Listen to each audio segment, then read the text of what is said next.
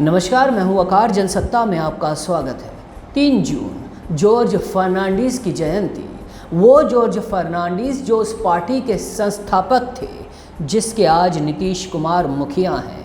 नीतीश कुमार ने 3 जून 2020 को मुजफ्फरपुर में जॉर्ज साहब की आदमकद प्रतिमा का ऑनलाइन अनावरण किया था। लेकिन हमेशा की तरह पर्दे पर दिखने वाली कहानी के पीछे एक सच्चाई छिपी होती है। इस कहानी में भी जॉर्ज और नीतीश के बीच के रिश्ते की सच्चाई छिपी हुई है। एक वक्त था जब नीतीश कुमार ने जॉर्ज को किनारे लगा दिया था। जिंदगी के आखिरी साल बीमारी गुमनामी में काटते 2019 की जनवरी में जॉर्ज साहब दुनिया को अलविदा कह गए थे। जॉर्ज फर्नांडीज मुजफ्फरपुर से सांसद और पूर्व केंद्रीय मंत्री भी थे। 1974 में देश में इंदिरा गांधी के खिलाफ लहर उफान पर थी और कई संगठन एक हो रहे थे। जयप्रकाश नारायण की तूती बोल रही थी। उनसे प्रेरित होकर नीतीश कुमार जेपी आंदोलन से जुड़ गए थे।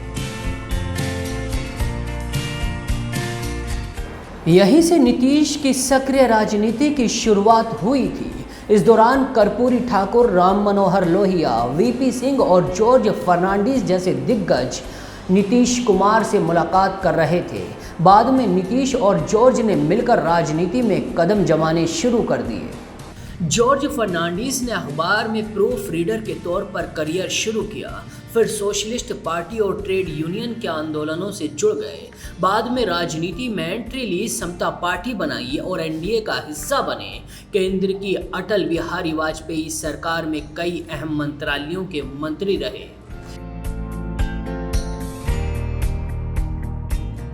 जॉर्ज और नीतीश ने 1994 में कुल 14 सांसदों को लेकर जनता दल से अलग होकर जनता दल जॉर्ज बनाया। अक्टूबर में इसका नाम समता पार्टी कर दिया गया। 1995 के विधानसभा चुनाव में समता पार्टी लालू प्रसाद यादव से पूरी तरह पिटी। समता को केवल 7 सीटें मिली।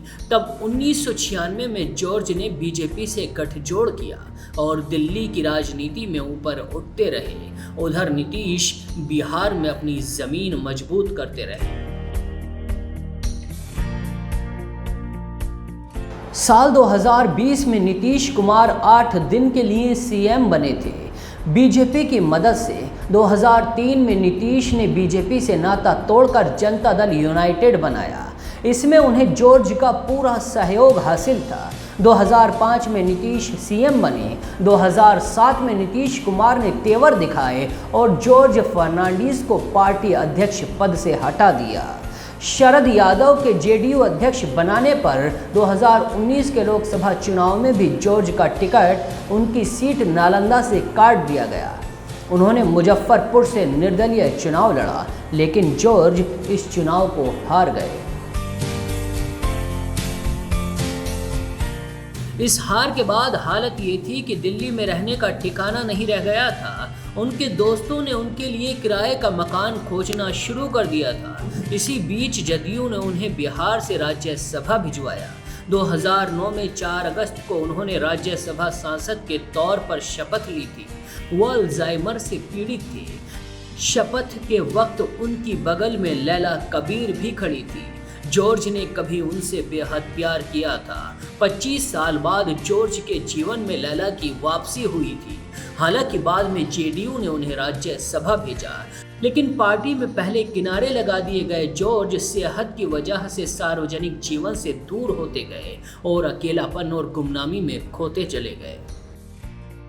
असल में जब 2005 में नीतीश कुमार को लाल कृष्ण आडवाणी ने एनडीए के सीएम कैंडिडेट के रूप में प्रोजेक्ट किया था, तो जॉर्ज फर्नांडीज को ये पसंद नहीं आया था। नीतीश ने शायद इसे ही दिल पर ले लिया था।